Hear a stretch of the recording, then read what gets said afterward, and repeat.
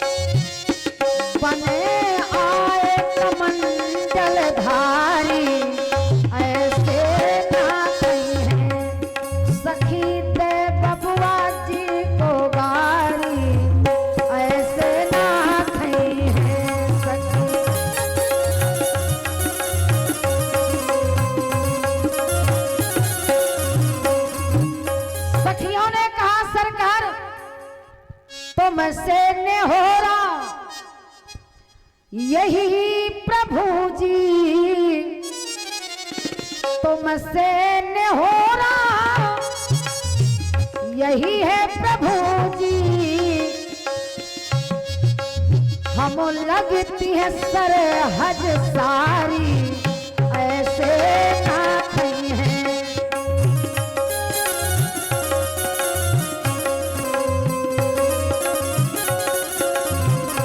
हम सब तुम सरहद सारी ऐसे ना कहीं हैं सके।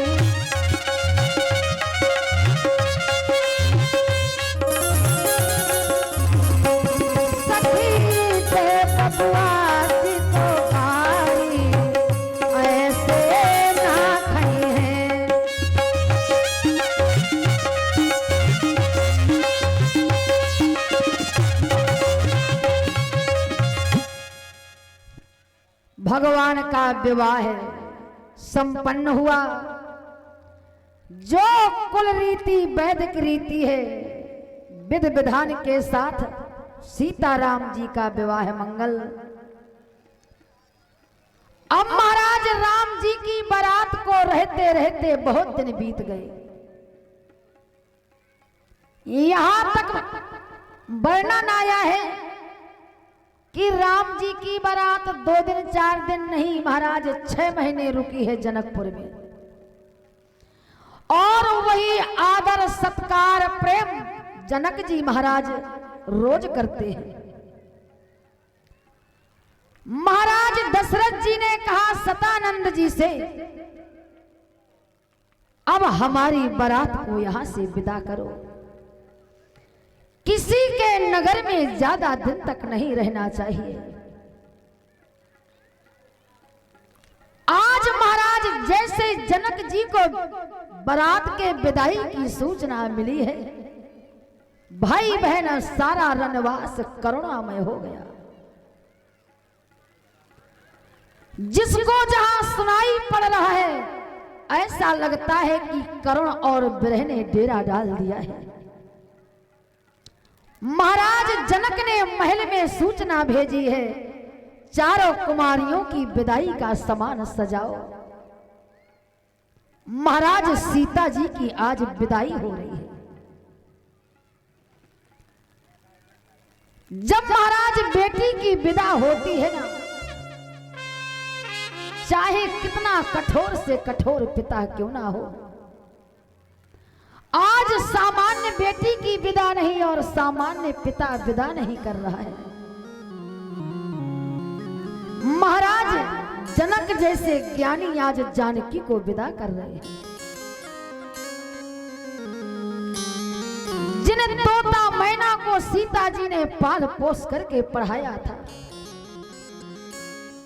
आज भगवान विदा मांगने के लिए मां सुनैना के पास आए हैं।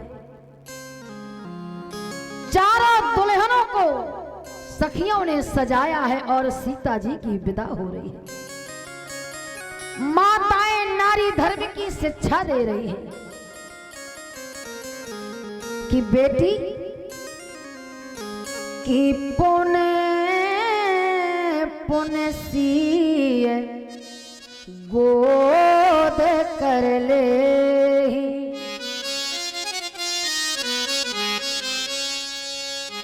गोदी में जानकी को बैठाया है। मां सुनैना शिक्षा दे रही है, बेटी आप ससुराल जा रही हो, ससुराल में जाके क्या करना है कि सास ससुर गुरु सेवा करहु, पति रुखे लखे आयसो अनुसरहु। मां सुनैना के आंख में आंसू आ गए। हे ब्रह्मा, तूने नारी जाति को संसार में क्यों बनाया है कि पुण्य पुण्य सी ये गोद कर ले,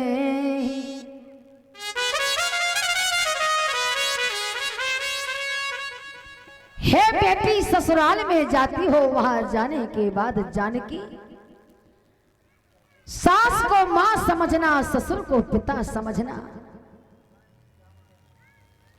महाराज चारों दुल्हनों को आज डोली में बैठा के महाराज जनक आज बेटी को विदा कर रहे हैं। महाराज बेटी जीवन में वो पात्र है कि जिस पिता ने अपनी बेटी को महाराज पीले हाथ करके विदा किया है, उस पिता से पूछो कि बेटी का दर्द क्या होता है। आज महाराज जनक आए हैं और महल का खंभा पकड़ लिया है। जिन तोता मैना को पाल पोस करके सीता ने पढ़ाया है, आज वो पशु पक्षी भी रो रहे हैं सीता के विदा में। कहती हैं सखियां कि मिथिला न छोड़ो सिया के पिया।